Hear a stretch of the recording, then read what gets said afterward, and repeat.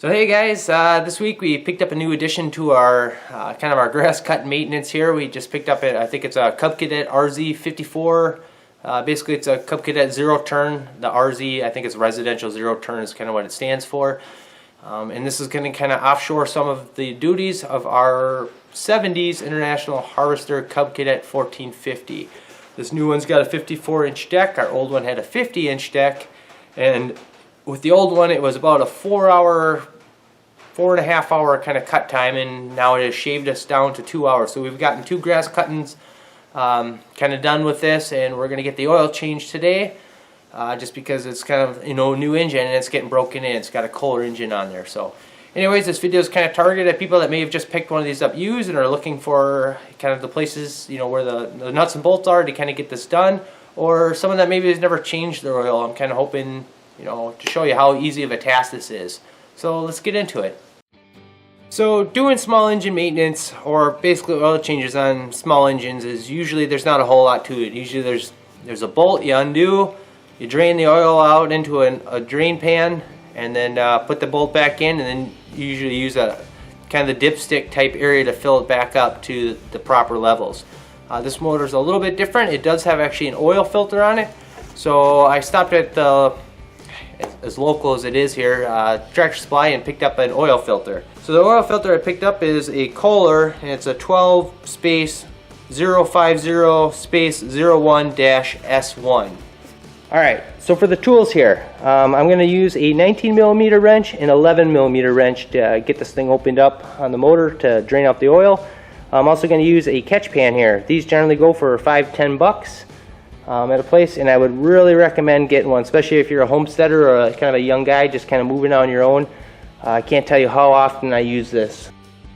So one thing I kind of came across here that's actually quite nice is normally there's like a little drain plug, and what I end up having to do is run a pipe out to make it a little bit more accessible, so when you change oil it's not splashing all over, you know, some sort of mount or something like that. If you actually look down here, you can see what they did is they ran a rubber line down here and then made this all accessible. So obviously this big part here, we're going to use the 19mm wrench here, and then 11mm on this square bolt here, which seems to be a pretty good fit.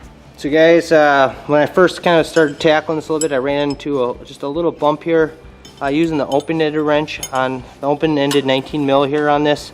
It just seemed to be a little more difficult to, you know, there's a little bit more play room, where as you're trying to crank on it, this thing's kind of wanting to slide around and stuff. I actually found it a little easier taking the 19mm closed end side of the wrench here and putting that on, and then I could kind of take this and just kind of creep it and leverage the weight here. So now I've gotten it loose here. It's not really a big deal, and it really wasn't too bad once I kind of figured out not to use the open end side. So should be able just to hand loosen this now. To kind of allow the oil to flow out a little smoother, just kind of opening this up a little bit, just kind of give it a little lift to kind of allow air through there, just so there isn't quite a suction and stuff. I don't really see a huge difference when I do this, but it does help a little bit.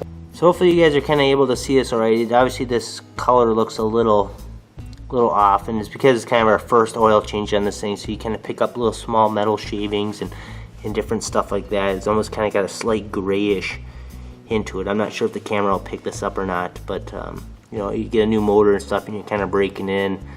Obviously everything, there's little burrs and different things like that sometimes in these motors, and those kind of break loose. So that's generally why they recommend changing the oil after the first 5 hours of kind of owning that thing.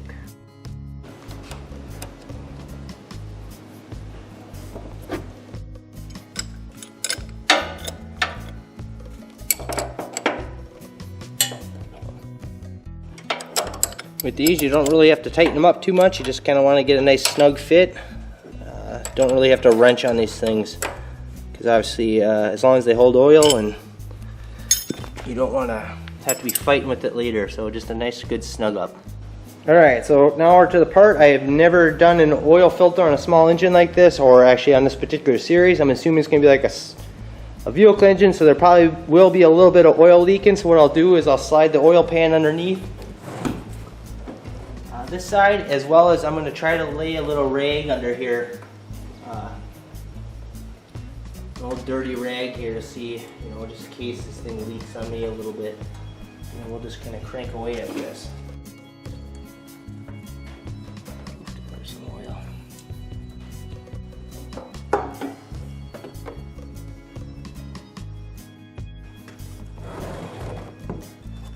So I'm not gonna lie here, guys. I did end up with a little bit of oil that was kind of leaking out over onto some of that, but really wasn't too bad. I was really glad I had stuck that rag under there to kind of catch and soak up some of that.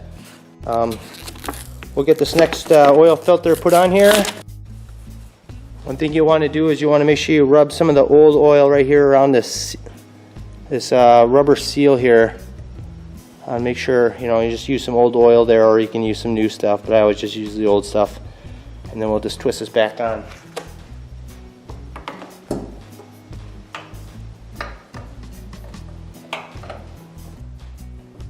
So one other little note too, when you're putting these on, you don't really have to put them on super tight. You don't need to wrench them on. You just kind of hand snug them up pretty good. Alright, so for oil viscosity, I guess, I'm going to take a quick look here in this color manual. Generally small engines come with these type manuals, and a lot of times there's some pretty useful information in here. Oh, here we go. This is actually one thing I was looking for. Looks like it uses around 2 quarts of oil here. And then for the recommended viscosity for the oil, here we go. Since we live in Minnesota, it's either hotter than heck or colder than heck, and we're only cutting grass at something above 50 degrees on average. They recommend an SAE 30 or a 10 weight 30. A 10 weight 30 obviously gives you much cooler temperatures, but realistically I don't plan to be outside cutting grass anything below 50 degrees. So, and since I have, I guess, both these oils laying around, I just have more of an abundance of the SAE 30. We'll throw that in today. Alright, so with most small engines, you gotta fill your engine up with oil generally through the area where your dipstick is. Not all, but that's generally kind of tends to be the trend. You can see that the fill area is right here. To make my life a little easier, I'm going to use a little funnel like this that just kind of twists right on into the end of the bottle. Alright, so we'll pull the old dipstick out here. We'll set it off the side, and we'll kind of work her on in.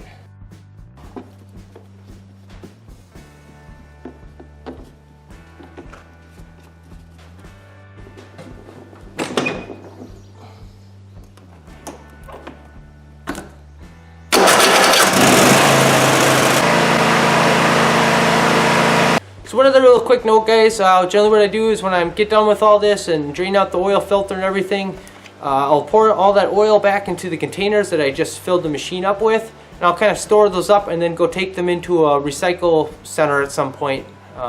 Generally doesn't cost any money to recycle oil, and there's a lot of places all around the country that allow you to do that. I'm not 100% positive. I think most places by law that sell oil are required to take used oil, but don't hold me to that.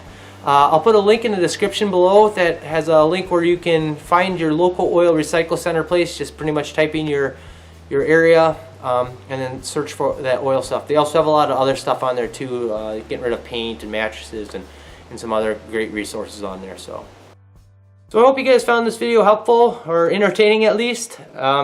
If so, let me know by clicking that thumbs up and subscribing. Thanks for watching.